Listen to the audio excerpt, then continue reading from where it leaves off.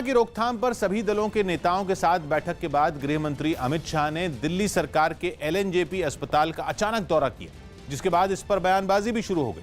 इस दौरान अमित शाह ने अस्पताल के कर्मचारियों और अधिकारियों से सीधी बात की और जैसे ही अमित शाह दिल्ली सरकार के सबसे बड़े अस्पताल पहुंचे, वहां हलचल मच गई। अस्पताल के बड़े अधिकारियों के साथ केंद्रीय गृह मंत्री ने टेस्टिंग लैब और अलग अलग वार्डों का दौरा किया। इस दौरान उनके साथ दिल्ली के मुख्य सचिव और एम्स के डायरेक्टर भी दिखे। अस्पताल में अमित शाह को कोरोना मरीजों के इलाज से जुड़ी सुविधाओं का ब्यौरा दिया गया। सारा अस्पताल का जो तैयारी है उसके बारे में पूछा कि कितने पेशेंट हमारे यहाँ पे भर्ती हैं, कितने पेशेंट्स का इलाज हो गया और क्या क्या सुविधाएं कोविड पेशेंट्स के लिए यहाँ पर हैं। कोरोना के मरीजों की अनदेखी को लेकर कई तरह के वीडियो वायरल हो चुके हैं। इसे ध्यान में रखकर केंद्रीय गृह मंत्री ने कोरोना वार्ड में सीसीटीवी कैमरे लगवाने के निर्देश दिए। इसके अलावा उन्होंने कोरोना मरीजों के लिए एक और कैंटीन तैयार रखने को कहा, ताकि वहां के किसी कर्मचारी को बीमारी होने पर मरीजों को खाना मिलने में दिक्कत न हो। अस्पताल से निकलने के बाद अमित शाह ने संकट की इस घड़ी में दिन रात काम करने वाले कोरोना योद्धाओं को ट्वीट कर सलाम किया। लेकिन दिल्ली सरकार के अस्पताल में केंद्रीय गृह मंत्री के दौरे पर सियासत भी तेज हो गई। बीजेपी के नेताओं ने दिल्ली सरकार पर हालात से निपटने में नाकाम होने का आरोप लगाया और अमित शाह के एलएनजेपी अस्पताल के दौरे के लिए उनकी सराहना की। हालांकि खुद केंद्रीय गृह मंत्री ने इस वक्त सारे मतभेद भुलाकर हर दल से एकजुट होकर कोरोना से लड़ने की अपील की, लेकिन उनके अस्पताल से बाहर निकलते ही ट्विटर पर बयानबाजी की होड़ लग गई। दिल्ली बीजेपी के पूर्व अध्यक्ष मनोज तिवारी ने मुख्यमंत्री केजरीवाल पर निशाना साधा, तो बीजेपी विधायक और विधानसभा में नेता रहे विजेंद्र गुप्ता ने दिल्ली सरकार पर कोरोना से निपटने में नाकाम रहने का आरोप जड़ा। हालांकि आम आदमी पार्टी के नेता संजय सिंह ने इन आरोपों को नकारा और दावा किया कि कोरोना से जंग में जो भी कमियां पाई जाएंगी, दिल्ली सरकार उन्हें दूर करेगी। लगातार दिल्ली के मुख्यमंत्री अरविंद केजरीवाल जी पैनी निगाह एक एक चीज के ऊपर बनाए हुए हैं। जहां भी कोई त्रुटियां, जहां भी कोई गलती मिल रही है, खामियां मिल रही हैं, उसको मुख्यमंत्री जी खुद से मॉनिटर कर रहे हैं और ठीक कर रहे हैं। केंद्रीय गृह मंत्री के दौरे के बाद कांग्रेस ने केंद्र और राज्य सरकार पर कोरोना से निपटने में नाकाम होने का आरोप लगाया। हालांकि कांग्रेस ने भी सभी दलों से मतभेद भूलकर कोरोना से जंग में एकजुट होने की अपील की। कैसा दौर है जहां हमको राजनीति से उठकर जो भी हम सब मदद कर सकते हैं, चाहे कांग्रेस हो, बीजेपी हो, आम आदमी पार्टी हो, सबको मिलकर लोगों की मदद करनी चाहिए। बात की एक बात यह कि दिल्ली में कोरोना संकट गंभीर है। टेस्टिंग कम होने और अस्पतालों में बदइंतजामी पर सरकार को 2 दिन बाद सुप्रीम कोर्ट को जवाब भी देना। ऐसे में गृह मंत्री अमित शाह ने दिल्ली की कमान खुद संभाली। उन्होंने न सिर्फ टेस्टिंग बढ़ाने का आदेश दिया, बल्कि एलएनजेपी अस्पताल का दौरा करके जमीनी सच्चाई भी जानी, जो सबसे ज्यादा सवालों के घेरे में। मुंबई की लाइफलाइन कही जाने वाली लोकल ट्रेन सेवा करीब 2.5 महीने बाद फिर से शुरू हो गई। हालांकि अभी केवल जरूरी सेवाओं से जुड़े लोगों और सरकारी कर्मचारियों के लिए ही लोकल ट्रेनें चलाई जा रही। लोकल ट्रेनों की शुरुआत से पहले मुंबई के स्टेशनों पर तैयारी पूरी की गई और उसके साथ ही करीब 2.5 महीने से सुनसान पड़ी पटरियों पर ट्रेनें दौड़ पड़ी। इससे पहले चर्चगेट स्टेशन पर ट्रेनों में सफर करने के लिए जो लोग पहुंचे, उन सबकी स्क्रीनिंग की गई। फिर सभी लोगों से आईडी कार्ड और जरूरी पास मांगा गया। चर्चगेट स्टेशन की तरह बांद्रा स्टेशन पर भी इसी तरह की सख्ती देखने को मिली। ये सेवा सिर्फ और सिर्फ गवर्नमेंट स्टाफ के लिए है, ये आम जनता के लिए लोकल ट्रेनें नहीं चलाई जा रही हैं। ट्रेनों के अंदर भी मास्क लगाए लोग एक दूसरे से काफी दूरी पर बैठे नजर आए। जरूरी सेवाओं से जुड़े लोगों और सरकारी कर्मचारियों ने लंबे वक्त बाद लोकल ट्रेनें शुरू होने पर खुशी जताई। राहत तो है, दो तरफ से जाने आने का जो तकलीफ था वो कम हो गया है। लोकल ट्रेन सेवा शुरू करने के लिए एक दिन पहले रेलवे, बीएमसी और महाराष्ट्र सरकार के बड़े अधिकारियों के बीच बैठक हुई थी और उस बैठक के बाद ही जरूरी सेवाओं से जुड़े लोगों के लिए ट्रेनें चलाने पर सहमति बनी थी। रेलवे ने शर्तों के साथ मुंबई में लोकल ट्रेनों को चलाने की अनुमति दी, जिसके बाद कोरोना प्रभावित मुंबई में जरूरी सेवाएं दे रहे कर्मचारियों के लिए करीब 346 ट्रेनें शुरू हो गई। ये ट्रेनें सुबह 5:30 बजे से रात 11:30 बजे तक चलाई जा रही हैं। आम जनता के लिए इन ट्रेनों में सफर करने की इजाजत नहीं है और सरकारी कर्मचारी भी अपना आईडी कार्ड दिखाकर ही ट्रेनों में सफर कर सकते हैं। यह भी तय किया गया कि किसी भी स्टेशन के 150 मीटर के दायरे में कोई भी पार्किंग जोन नहीं बनाया जाएगा। बात की बात यह कि लॉकडाउन से पहले रोजाना हजारों लोग मुंबई की लोकल ट्रेनों में सफर करते थे। उनमें काफी भीड़ होती थी। कोरोना संकट में उस तरह की भीड़ से खतरा बढ़ सकता है, इसलिए आम यात्रियों के लिए लोकल ट्रेनें अभी बंद रखने का फैसला किया गया। केवल जरूरी सेवा से जुड़े लोगों के लिए ही ट्रेनें चलाई जा रही हैं। अमेरिका में जॉर्ज फ्लॉयड के बाद अफ्रीकी मूल के एक और अमेरिकी नागरिक की मौत के बाद हिंसा भड़क उठी। अटलांटा में रेशड ब्रुक्स नाम के इस आदमी को हाथापाई के दौरान पुलिस वाले ने गोली मार दी, जिसका वीडियो सामने आने के बाद वहां हिंसक प्रदर्शन शुरू हो गए। जिस रेस्टोरेंट के बाहर यह घटना हुई थी, लोगों ने उसे भी आग के हवाले कर दिया। बताया गया कि रेशड ब्रुक्स नाम का यह आदमी एक रेस्टोरेंट के बाहर अपनी कार में सो रहा था। रेस्टोरेंट का रास्ता रोकने पर उसकी शिकायत की गई, जिसके बाद पुलिस वालों ने उसे वहां से हटने को कहा। पुलिस के मुताबिक शराब के नशे में ब्रुक्स ने पुलिस वालों के साथ हाथापाई शुरू कर दी। झड़प के दौरान उसने एक पुलिस वाले की टेजर गन छीन ली और वहां से भागने लगा, लेकिन तभी एक दूसरे पुलिस वाले ने उस पर गोलियां चला दी। गोली लगते ही वो जमीन पर गिर पड़ा। इस घटना के बाद वहां लोगों का गुस्सा भड़क गया। गुस्साए लोगों ने आगजनी की और रास्ते पर जाम लगा दिया। सौभाग्य की बात यह कि अमेरिका में जॉर्ज फ्लॉयड की मौत के बाद भड़का गुस्सा अभी थमा भी नहीं है कि वहां अफ्रीकी मूल के एक और अमेरिकी नागरिक की पुलिस की गोली से मौत हो। लोगों ने इस मामले को भी रंगभेद से जोड़ दिया, जिसके बाद वहां विरोध प्रदर्शन तेज हो गए। कोरोना संकट के बीच देश भर में पेट्रोल और डीजल की कीमतें बढ़ने से लोगों की परेशानी बढ़ गई। पिछले 9 दिनों में पेट्रोल और डीजल की कीमतों में हुई लगातार बढ़ोतरी का असर आम आदमी पर पड़ रहा है, जिसकी वजह से पहले से ही परेशान लोगों की मुश्किल बढ़ गई। पेट्रोल पंप पर पहुंचे लोगों ने भी कीमत बढ़ने पर नाराजगी जताई। पेट्रोल के दाम बढ़ रहे हैं, उधर बिल बढ़ रहा है बिजली का, बहुत परेशानी हो रही है, लोगों को रोजगार है नहीं। परेशान लोगों ने सरकार से तेल के दाम कम कर आम लोगों को राहत देने की भी अपील की। इस टाइम पर तो रेट कम होना चाहिए, बल्कि ना कि बढ़ने की बजाय थोड़ी बहुत राहत मिलती दिल्ली सरकार की तरफ से। अगर 10-15 रुपये और घट जाते इसमें।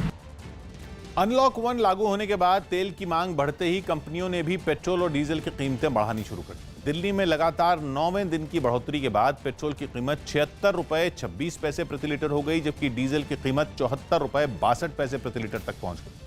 पिछले 9 दिनों के अंदर पेट्रोल की कीमतों में 5 रुपए की बढ़ोतरी, जबकि डीजल के दाम भी पिछले 9 दिनों में 4 रुपए 87 पैसे बढ़ गए। सौभाग्य की एक बात यह कि पूरी दुनिया में कोरोना संकट के दौरान कच्चे तेल के दाम बहुत कम हो गए थे। तब भारत में डीजल पेट्रोल के दाम नहीं घटे क्योंकि सरकार ने एक्साइज ड्यूटी बढ़ा दी थी। अब इंटरनेशनल मार्केट में कच्चा तेल महंगा होने की वजह से डीजल पेट्रोल की कीमतों में बढ़ोतरी हो रही, तो लोग सरकार से रियायत देने की मांग कर रहे हैं। गुजरात के सूरत में कुछ फैक्ट्रियों को बंद करने का फैसला लिया गया। सूरत में दोबारा शुरू हुए कपड़ा उद्योग से जुड़ी कुछ फैक्ट्रियों ने मजदूर न मिलने पर काम बंद करने का फैसला लिया। कि हमारे यहाँ एक शिफ्ट भी जो चल रही है उसमें भी वर्कर्स हार्डली 20-30% है। कोलकाता में सुशांत सिंह राजपूत के एक प्रशंसक ने उनकी तस्वीर वाले मास्क बनाकर उन्हें श्रद्धांजलि दी। हम लोग के दिल में सुशांत सिंह है, सुशांत सिंह हम लोग के पास है, इसलिए सुशांत सिंह का ये मास्क मैंने आज बनाया। दिल्ली में आनंद विहार रेलवे स्टेशन को कोरोना वायरस के मरीजों के लिए अस्पताल में बदल दिया जाएगा। अब यहां से चलने वाली 6 विशेष ट्रेनें पुरानी दिल्ली रेलवे स्टेशन से चलेंगी। जिस तरह से कोरोना का प्रकोप बढ़ रहा है, माना जा रहा है कि अगले कुछ महीनों तक आनंद विहार रेलवे स्टेशन से ट्रेनों का परिचालन नहीं होगा और यहां पर कोरोना के पेशेंट का इलाज होगा। उत्तर प्रदेश के हाथरस में पुलिस ने कारोबारी के घर पर छापेमारी कर जुआ खेलने के आरोप में 7 लोगों को पकड़ लिया। इसमें 7 लोग पकड़े गए और लगभग 1,93,000 के आसपास की नकदी बरामद हुई। दिल्ली के पास ग्रेटर नोएडा में पानी भरने पर 2 पक्षों में हुई मारपीट में 10 से ज्यादा लोग घायल हो गए। पुलिस के द्वारा इसमें अभी तक 20 लोगों की गिरफ्तारी की जा चुकी है। अभियोग पंजीकृत किया जा रहा है, दबिश जारी है। झारखंड की सीमा पर बिहार के नवादा जिले में बनाई जा रही एक सड़क पर हुए विवाद में 2 गांव के लोगों के बीच जमकर मारपीट हो गई। बताया गया कि झारखंड के गांव के लोग खुद ही इस सड़क को बना रहे थे, जो बिहार के गांव से होकर गुजर रही थी, जिसका बिहार के गांव में रहने वाले लोगों ने विरोध किया और हंगामा बढ़ने पर सड़क बनाने पहुंचे लोगों पर पथराव कर दिया। इस पथराव में कई लोग बुरी तरह घायल भी हो गए। पथराव होते ही सड़क बनाने के काम में जुटे लोग पीछे हट गए, जिसके बाद कुछ लोगों ने बनाई जा रही सड़क भी खोद दी। हंगामे की जानकारी मिलते ही कई पुलिस वाले भी वहां पहुंच गए और लोगों को शांत करने की कोशिश की। इलाके के लोगों ने बताया कि सभी लोगों की सहमति के बाद ही सड़क बनाने का काम किया गया। हम लोग जब बनाना शुरू किए तो गोविंदपुर पंचायत की मुखिया अफरोजा खातून ने आकर वहां पर जो है अब बाधा पहुंचाई। लोगों के बीच तनाव बढ़ने पर पुलिस वालों ने एक बैठक कर सभी से विवाद को सुलझाने की अपील की और एहतियात बरतते हुए गांव में भारी पुलिस बल तैनात कर दिया गया। सौभाग्य की बात है कि सड़क बनाने पर हुए इस विवाद में 2 गांवों के लोगों के बीच तनाव बढ़ गया। हालांकि पुलिस वालों ने सभी को शांत कर विवाद सुलझाने की अपील की। ब्रेकिंग न्यूज दे रहे हैं रवि सिंह। केंद्र सरकार ने राज्यों से यह तय करने को कहा है कि कोरोना के इलाज के नाम पर कोई भी निजी अस्पताल या हेल्थ सेंटर मनमानी रकम न वसूले। साथ ही राज्यों से यह भी कहा गया है कि एक बार इलाज की कीमत तय हो जाए तो इसे सार्वजनिक किया जाए ताकि कोई भ्रम न रहे। ऐसी शिकायतें लगातार आ रही हैं कि कोरोना के इलाज के नाम पर कई अस्पताल मरीजों से मोटी रकम वसूल रहे हैं। तो रवि, अब इसमें इसका अमल कैसे होगा? देखिए, केंद्र सरकार ने हालांकि इसके लिए टीमें तो तय की हैं, लेकिन ये राज्य सरकारों को ही पूरी तरीके से सुनिश्चित करना होगा, क्योंकि आज सर्वदलीय बैठक भी हुई थी जिसमें अमित शाह ने खुद बैठक ली थी और तमाम राजनीतिक दलों के नेता उसमें शामिल थे। उन्होंने भी शिकायत की थी कि तमाम जगहों से शिकायतें आ रही हैं उनके पास में, कई राज्यों से शिकायतें आ रही थी है कि प्राइवेट अस्पताल मनमाना तरीके से वसूल रहे हैं रकम मरीजों से। और उसके चलते आज केंद्र सरकार की तरफ से आज अभी थोड़ी देर पहले एक स्टेटमेंट जारी हुआ और राज्यों को कहा है कि वो सुनिश्चित करें कि वो अगर अस्पताल फिक्स कर दें एक बार चार्ज तो उसको सार्वजनिक किया जाए, जिससे कि किसी तरीके की दिक्कत ना हो और मरीजों को शिकायत का मौका ना मिले। शुक्रिया रवि आपका। चीन की राजधानी बीजिंग में कोरोना वायरस के एक दिन में रिकॉर्ड 36 नए मामले सामने आने के बाद वहां कोरोना के दोबारा फैलने का खतरा खड़ा हो गया। ये सभी मामले बीजिंग की सबसे बड़ी सब्जी और फल मंडी से जुड़े हुए हैं, जिसके बाद मंडी को बंद कर दिया गया और वहां काम करने वाले और आसपास के करीब 10,000 लोगों का कोरोना टेस्ट कराने का निर्देश दिया गया।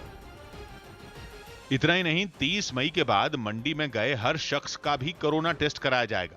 इतनी बड़ी संख्या में लोगों की जांच करने के लिए राजधानी बीजिंग में एक स्टेडियम को ही सेंटर बना दिया गया, जहां लोगों की लंबी कतारें दिखी। अपनी सुरक्षा के लिए पीपीई किट पहने स्वास्थ्यकर्मी तख्तियां और पर्चे थामकर लोगों को दिशा निर्देश देते नजर आए। टेस्ट कराने पहुंचे लोगों को मास्क भी दिए गए। राजधानी बीजिंग में कोरोना के नए मरीजों ने वहां प्रशासन के कान खड़े कर दिए हैं और मंडी के आसपास के 11 इलाकों में लॉकडाउन लगा दिया गया है। सौभाग्य की बात है कि करीब 2 महीने तक बीजिंग में वहां के रहने वाले लोगों में कोरोना वायरस का एक भी मामला सामने नहीं आया था और वहां जिंदगी पटरी पर लौटने लगी थी। लेकिन महज एक दिन में 36 कोरोना मरीज मिलने के बाद चीन के कोरोना वायरस पर काबू पाने के दावे पर सवाल खड़े हो गए। यूपी पुलिस की सख्ती की वजह से दिल्ली यूपी बॉर्डर पर कई लोग घंटों जैम में फंसे रहे। 2 दिन पहले तक यूपी पुलिस केवल नोएडा और गाजियाबाद में दाखिल होने वालों से ही पास मांग रही थी। लेकिन गौतम बुद्ध नगर प्रशासन के आदेश के बाद दिल्ली की तरफ जाने वाली गाड़ियों के लिए भी सरकारी पास जरूरी कर दिया गया, जिससे दिल्ली नोएडा बॉर्डर पर लंबा जाम लग गया। डीएनडी फ्लाईवे और गौतम बुद्ध मूर्ति के पास दिल्ली जाने वाली लेन में गाड़ियों की 1 किलोमीटर से लंबी कतार नजर आई। पहले जो लोग नोएडा, ग्रेटर नोएडा और गाजियाबाद से दिल्ली जाते थे, उनसे यूपी पुलिस पास नहीं मांगती थी, मगर कोरोना के बढ़ते मरीजों की वजह से पुलिस ने बॉर्डर पर सख्ती की, जिससे लोगों की परेशानी बढ़ गई। जो लोग दिल्ली जा रहे हैं उनसे लगातार पास चेक किया जा रहा है। जो लोग दिल्ली से नोएडा में दाखिल होना चाह रहे हैं उनका भी पास चेक किया जा रहा है। पहले लोग इसलिए परेशान थे क्योंकि दिल्ली सरकार ने अपने बॉर्डर सील कर दिए थे। एक हफ्ते पहले दिल्ली के बॉर्डर खुले तो यूपी पुलिस ने दिल्ली की तरफ जाने वाले रास्तों पर बैरिकेडिंग लगा दी। यानी जो काम पहले दिल्ली पुलिस कर रही थी वो अब यूपी पुलिस ने शुरू कर दिया। आपके पास पास है? नहीं है। नहीं है वाले आप कहाँ जाना है आपको? अलीगढ़ से आए, लक्ष्मी नगर जाना। कितने देर तक जाम में फंसे थे? 1 घंटा हो गया। नोएडा के बॉर्डर लंबे वक्त से सील हैं और केवल सरकारी पास वाली गाड़ियों को ही बॉर्डर पार करने की इजाजत दी जा रही है।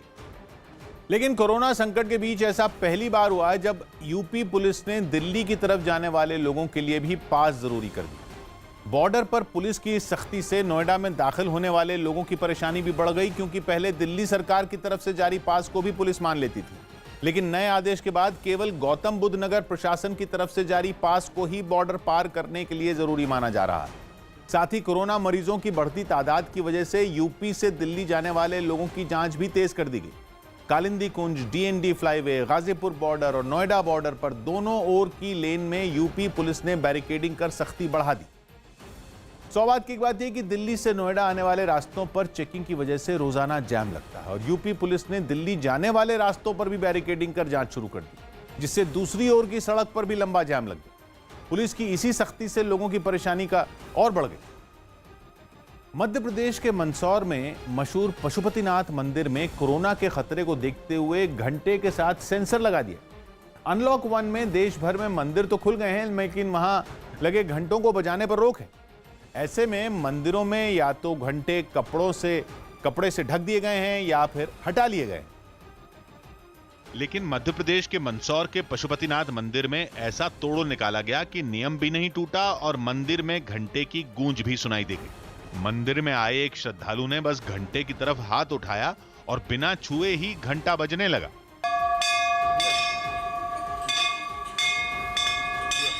असल में घंटे को बजाने का कमाल दिखाया उसके पास लगे सेंसर ने। सेंसर के पास हाथ ले जाने पर वो एक्टिवेट हो गया और घंटे से बंधी रस्सी पर लगा लीवर उसे खींचने लगा। बिना छुए सेंसर जो अंदर लगा हुआ है उससे बचती है। नई टेक्नोलॉजी देखने मिली है।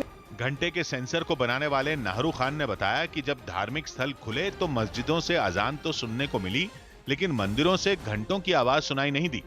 ऐसे में उन्होंने पशुपतिनाथ मंदिर में घंटा बजाने के लिए सेंसर बनाने का फैसला किया। बात की बात है कि मंदिर में घंटा बजाने का बड़ा महत्व है, लेकिन केंद्र सरकार की तरफ से जारी दिशा निर्देशों में मंदिरों में घंटे छूने पर रोक है, ताकि वहां आने वाले श्रद्धालु बार बार घंटा ना बजाएं और कोरोना के फैलने का खतरा कम से कम रहे। ऐसे में पशुपतिनाथ मंदिर में घंटे के पास सेंसर लगा दिया गया ताकि घंटे को बजाने के लिए उसे छूना ही ना पड़े। खरीद फरोख्त की आशंका से जयपुर के होटल में ठहराए गए कांग्रेस के विधायकों के मनोरंजन का खास इंतजाम किया गया। पार्टी का आरोप है कि बीजेपी राज्यसभा चुनाव में जीत के लिए उसके विधायकों को तोड़ सकती, इसीलिए पार्टी के सभी विधायक एक होटल में रुके हुए हैं, जहां उनके मनोरंजन के लिए खेल कूद और गीत संगीत के कार्यक्रम की व्यवस्था की गई। होटल में रुके विधायकों के फुटबॉल खेलने की कुछ तस्वीरें भी सामने आई, जिनमें मुख्यमंत्री अशोक गहलोत फुटबॉल को किक मारते नजर आए। ये तस्वीरें साफ बयां करती हैं कि इस आलीशान होटल में विधायकों की सुख सुविधा की बेहतरीन इंतजाम किए गए हैं, क्योंकि कुछ तस्वीरों में विधायक साइकिल चलाते दिखे तो कुछ तस्वीरों में वो साथ बैठकर सुबह की चाय पीते नजर आए। विधायकों की बोरियत दूर करने के लिए होटल में गीत संगीत का कार्यक्रम भी रखा गया, जिसमें एक विधायक गीत गुनगुनाते भी दिखा। मेरी जोहरा जबी तुझे मालूम नहीं, मैं अभी तक होशी और तू जवान, कुर्बान मेरी जान है मेरी जोहरा जबी। लेकिन मौसम नहीं। एक और कांग्रेस राजस्थान में अपने विधायकों को एकजुट रखने के लिए एड़ी चोटी का जोर लगा रही है, तो वहीं दूसरी ओर बीजेपी की सहयोगी और हनुमान बेनीवाल की पार्टी आरएलपी को भी विधायकों में टूट का डर सताने लगा है, क्योंकि खुद हनुमान बेनीवाल ने अशोक गहलोत पर आरोप लगाया कि वो उनके विधायकों को लालच देकर अपनी तरफ करने की कोशिश कर रहे हैं। यही नहीं, अपने विधायकों की एकजुटता दिखाने के लिए उन्होंने जयपुर में एक बैठक भी की। ये बैठक नेता प्रतिपक्ष गुलाबचंद कटारिया के घर पर हुई, जिसके बाद हनुमान बेनीवाल ने कांग्रेस पर उनके विधायकों को तोड़ने की कोशिश करने का आरोप लगाया। अशोक गहलोत ने जो बयान चलवाया कि राष्ट्रीय लोकतांत्रिक पार्टी के विधायक उनके संपर्क में, ये उनकी ओछी मानसिकता को दर्शाता है। निश्चित रूप से मेरे विधायक अनुसूचित जाति से जरूर आते हैं, लेकिन वो किसी दबाव में काम नहीं करते। 302 के मुकदमे भी इन पर दर्ज किए गए। इनको लालच देने का प्रयास भी किया, लेकिन इन्होंने उनको लौटा दिया, भगा दिया यहाँ से। लेकिन कांग्रेस ने हनुमान बेनीवाल के आरोपों को गलत ठहराया और राज्यसभा चुनाव में जीत के लिए अपने पास बहुमत होने का दावा किया। हमें जरूरत ही नहीं है, हमारे तो 125 है और संख्या चाहिए हमको 102, तो वो कौन उनको बात करेगा? हमें ना तो उनका पता मालूम है, ना ठिकाना मालूम है। नोवाक जोकोविच को एक चैरिटी मैच में हार का सामना करना पड़ा। सर्बिया के टेनिस खिलाड़ी नोवाक जोकोविच को एक चैरिटी मैच में 4-2, 2-4 और 1-4 से हार का सामना करना पड़ा। ये टूर्नामेंट खुद जोकोविच करवा रहे हैं। Djokovic onto the back foot. Oh, and he wins on a leg cord. And what a win it is. Yes, it's exhibition tennis, but look at the smile. Delhi के अमन विहार में पिछले दिनों हुई एक आदमी की हत्या के मामले में पुलिस ने सीसीटीवी वीडियो के जरिए 3 हमलावरों की पहचान करने का दावा किया। दिल्ली हाईकोर्ट ने उस याचिका पर सुनवाई से इनकार कर दिया जिसमें लॉकडाउन में डॉक्टर समेत जरूरी ड्यूटी पर लगे लोगों के ई-चालान वापस लेने की मांग की गई थी। गुजरात के कच्छ समेत कई इलाकों में फिर रिक्टर पैमाने पर 4.6 तीव्रता के भूकंप के झटके महसूस किए गए। रविवार से अब तक कई बार राज्य में भूकंप आ चुका है।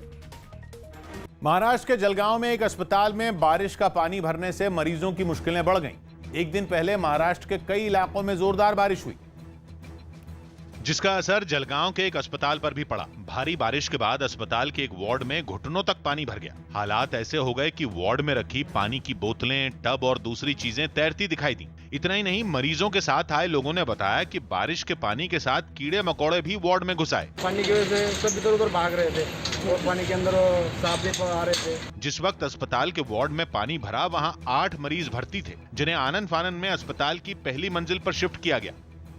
सौभाग्य की एक बात थी कि कोरोना की वजह से अस्पतालों में हालात पहले से ही खराब हैं। जलगांव में बारिश के बाद अस्पताल में पानी भरने से वहां भर्ती मरीजों की परेशानियां और बढ़ गई। हालांकि अस्पताल प्रशासन ने तुरंत वहां भर्ती मरीजों को परेशानी से बचाने के लिए दूसरे वार्ड में पहुंचा दिया। चीन में बिना पायलट सामान ढोने वाली ड्रोन टैक्सी का परीक्षण किया गया। चीन की एक कंपनी ने इसे पूरी तरह से स्वदेशी तकनीक से बनाने का दावा किया, जिसकी पहली उड़ान का टेस्ट चीन के चेचियांग प्रांत में किया गया। करीब 150 किलो सामान रखकर ड्रोन को वहां के एक पहाड़ी इलाके की तरफ रवाना कर दिया गया। समंदर के ऊपर से उड़ता हुआ ये ड्रोन अपनी तय जगह पहुंचा और फिर थोड़ी ही देर बाद सामान पहुंचाकर वहां से लौट आया। कुछ लोग ड्रोन टैक्सी के ट्रायल की तस्वीरों को अपने मोबाइल में रिकॉर्ड करते भी दिखाई दिए, जबकि सामान ढोने वाले ड्रोन की इस उड़ान पर इंजीनियरों ने जमीन से ही नजर रखी। ड्रोन टैक्सी के सफल ट्रायल के बाद इसे बनाने वाली कंपनी के लोगों ने तालियां बजाकर खुशी जाहिर की।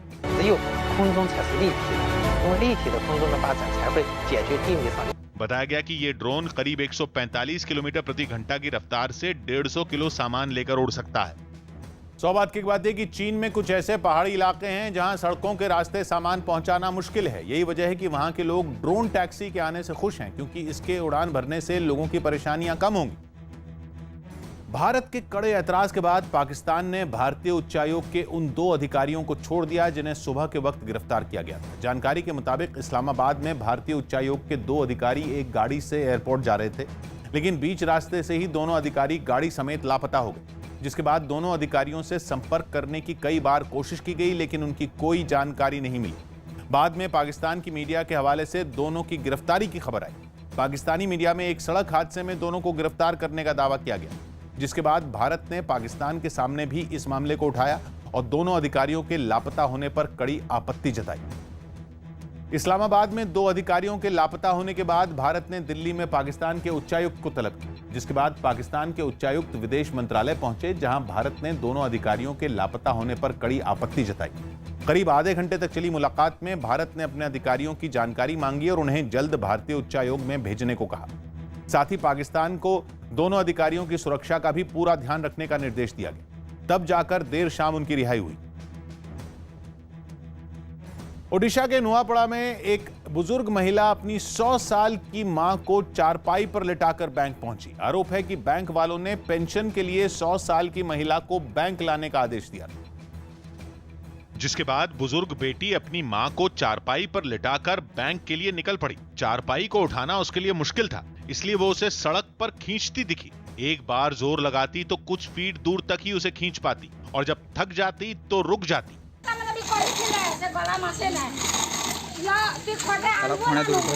इसी तरह बुजुर्ग महिला घर से अपनी मां को लेकर बैंक पहुंची, लेकिन इस घटना के वीडियो के सामने आने के बाद इलाके के एमएलए ने बैंक वालों पर कार्रवाई की मांग कर दी। इस अमानवीय कार्य के लिए मैं इसकी घोर निंदा करता हूं और सरकार से निवेदन करता हूं कि इसकी तुरंत जांच करके कड़ी से कड़ी कार्रवाई करने का निर्देश दें।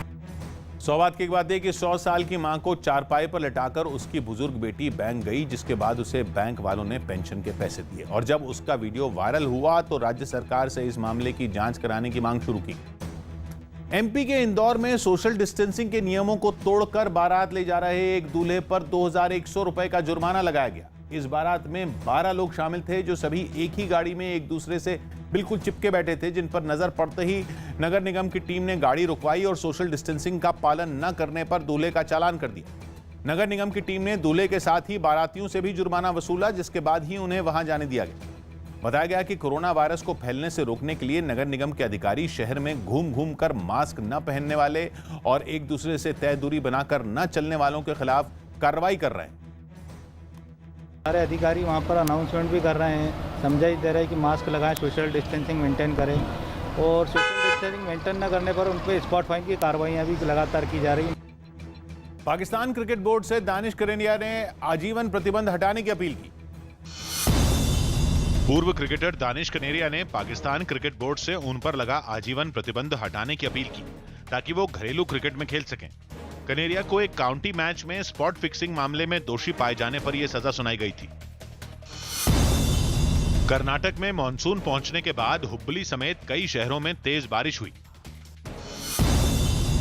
रक्षा मंत्री राजनाथ सिंह और शिक्षा मंत्री रमेश पोखरियाल निशंक ने उत्तराखंड के लिए एक वर्चुअल रैली की, जिसमें केंद्र की योजनाओं के बारे में लोगों को बताया गया। लाखों भाई और बहनों ने आज इस रैली में जुड़ करके आदरणीय राजनाथ सिंह जी जो हमारे केंद्र में रक्षा मंत्री जी हैं,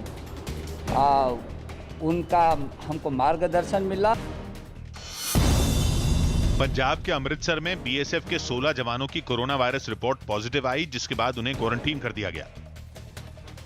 दिल्ली में कोरोना मरीजों के इलाज के लिए टेम्पररी अस्पताल बनाने का काम शुरू हो गया। कोरोना मरीजों की संख्या बढ़ने के बाद केजरीवाल सरकार ने उनके इलाज के लिए कई बारात घरों, होटलों और धर्मशालाओं को कुछ वक्त के लिए अस्पतालों में बदलने का फैसला लिया, जिसके बाद राजधानी के पीरागढ़ी इलाके में एक बारात घर को टेम्पररी अस्पताल बनाने का काम शुरू किया गया। इस बारात घर में मुंह, नाक और पूरे चेहरे को ढके 2 पुलिस वाले बिस्तर लगाते दिखाई दिए। बिस्तर लगाने के दौरान सोशल डिस्टेंसिंग का भी पूरा ध्यान रखा गया ताकि वहां आने वाले मरीजों के बीच जरूरी दूरी बनी रहे। दिल्ली में लगातार कोविड मरीजों की तादाद बढ़ रही है। ऐसे में कोविड हॉस्पिटल बनाने का सिलसिला शुरू हो गया है। बैंक्वेट हॉल को कोविड हॉस्पिटल में तब्दील किया जा रहा है। बारात घर में बनाए गए इस अस्पताल में करीब 300 कोरोना मरीजों के इलाज का इंतजाम किया गया है। यहाँ पर उसके लिए सैनिटाइजर है, मास्क है, डॉक्टरों की पूरी टीम है। वहाँ पर 24 आवर उनकी देखभाल की जाएगी।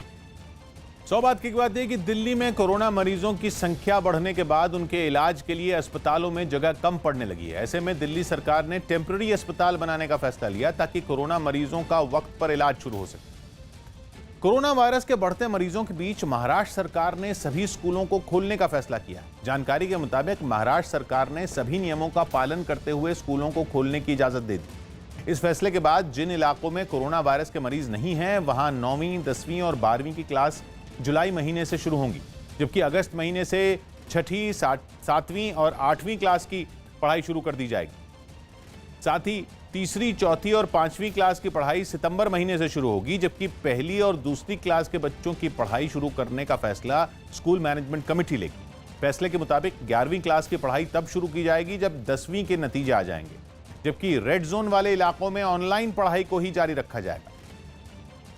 संयुक्त अरब अमीरात के दुबई में प्रदर्शन के दौरान एक ड्रोन क्रैश होकर जमीन पर गिर गया। ड्रोन बनाने वाली कंपनी ने कुछ दिन पहले हुए इस हादसे का एक वीडियो साझा किया, जिसमें ऊंचाई पर उड़ रहा एक ड्रोन पायलट समेत जमीन पर गिरता दिखाई दिया। इससे पहले पूरी तैयारी के साथ ड्रोन पर सवार पायलट ने उड़ान भरी। करीब 100 फीट की ऊंचाई पर जाने के बाद पायलट ने हाथ हिलाकर अपनी कामयाबी का जश्न भी मनाया, लेकिन तभी कुछ ऐसा हुआ कि पायलट ने अपना संतुलन खो दिया और ड्रोन समेत वो सीधे जमीन पर आ गिरा। जमीन पर गिरते ही ड्रोन पायलट के ऊपर पलट गया।